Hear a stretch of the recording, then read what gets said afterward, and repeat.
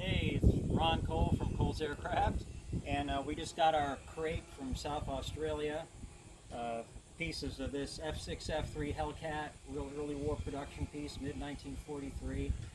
Served on the USS Saratoga.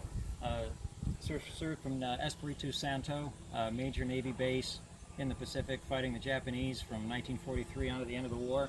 And this is what's left of it. This piece and what came in that gigantic crate over there behind us.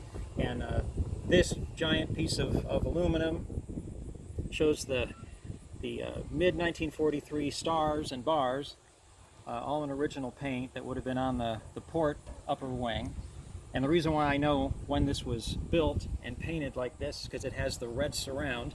If Aaron can zoom in, you'll see the remains of that red surround around the insignia. Now the story behind that short-lived, ill-fated experiment of national markings was that when the United States went to war against Japan after Pearl Harbor, the U.S. insignias were red, white, and blue, which made sense.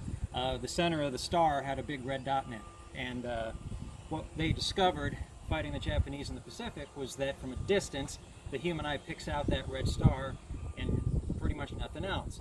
So they were shooting at a lot of friendly airplanes, thinking they were Japanese. So they hurriedly painted out the red dot in the center of the white star, and then just went with the blue and the white for a while.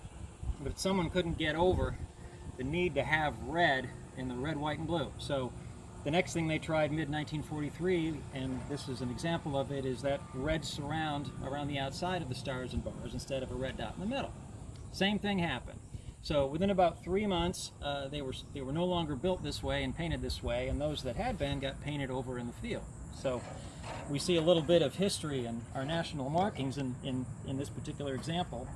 But this being a big chunk of the aft section of the port wing of that Hellcat, we can see here where the aileron went, slid in and out of here with all the hinges. And what's great about this, and I wasn't expecting it, I mean, I know it looks like a mess, but I mean, all of this is unexplored, like a geo that nobody's cut into yet.